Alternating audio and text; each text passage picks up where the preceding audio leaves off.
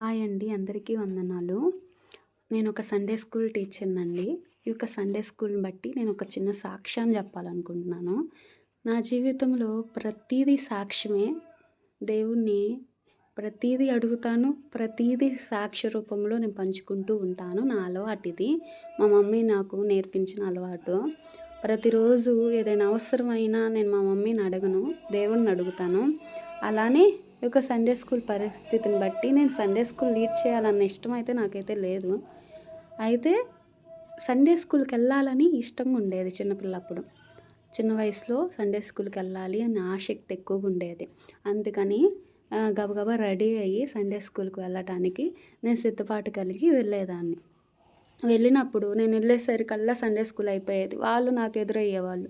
ఎంత ముందు లేచి వెళ్ళాలనుకున్నా వెళ్ళలేకపోయేదాన్ని. ఇంకా అస్సలు సండే స్కూల్‌కి అందుకోలేకపోయాను. సరే స్కిట్‌లు, డాన్స్‌లు ఇలాంటివి ఉంటాయి కదా! క్రిస్మస్ అప్పుడు. వాటిల్లో అన్నా పాల్గొందామని ఎంతో ఆశపడి అక్క వాళ్ళని మా స్కూల్‌లో ఉన్న మా సీనియర్స్‌ని అడిగేదాన్ని. "అక్క నాకు దేవదూత వేషం వేయటం అంటే ఇష్టమే అక్క. ఆహ్, ఆంటీని అడిగక్క నేను సండే స్కూల్‌లో ఈ వేషానికి నాకిస్తారేమో" అని అడిగా.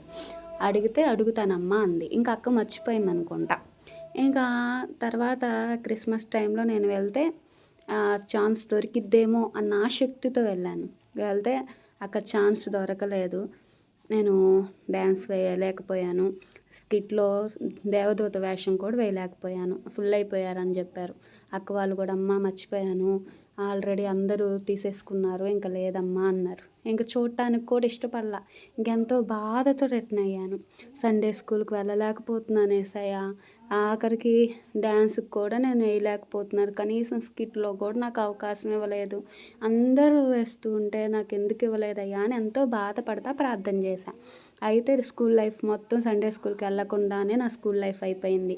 అయితే ఇంక నేను డిగ్రీకొచ్చిన తర్వాత, ఇంక కాలేజీ లైఫ్‌కొచ్చిన తర్వాత మా ఫ్రెండ్స్ అనేవాళ్ళు, "ఈరోజు పిల్లలకి రేపు సండే కదా! రేపు పిల్లలకి నేను ఈ కంఠస్థ వాక్యం ఇవ్వాలి.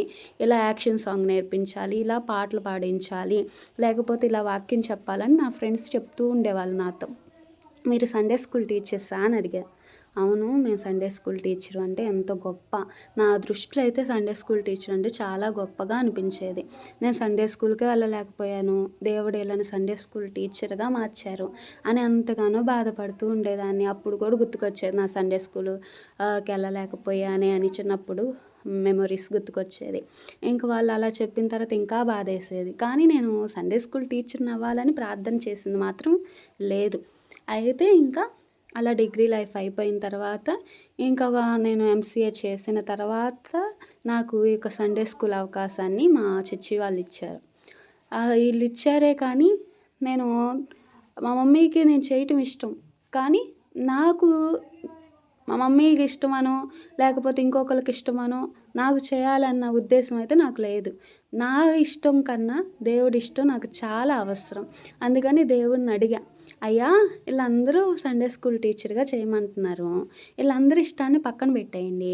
మీ ఇష్టం ఏంటి? నాకు వాక్య రూపంలో అయినా, దర్శన రూపంలో అయినా ఎలా అయినా నాతో మాట్లాడండని" నేను దేవుడిని అడిగా. అడిగితే దేవుడు నాకు వాక్య రూపంలో మాట్లాడాడు. యెషయా గ్రంథం 54 అధ్యాయం మొదటి వచనం ద్వారా దేవుడు నాతో మాట్లాడాడు. నేను 7 సార్లు అడుగుతాను దేవుణ్ణి. ఒక వాక్య రూపంలోనే కాదు, దర్శన రూపంలో కూడా మాట్లాడారు. అనేక మంది ద్వారా కూడా మాట్లాడాడు. అందుకని ఈ యొక్క సండే స్కూల్ టీచర్‌గా చేస్తున్నాను.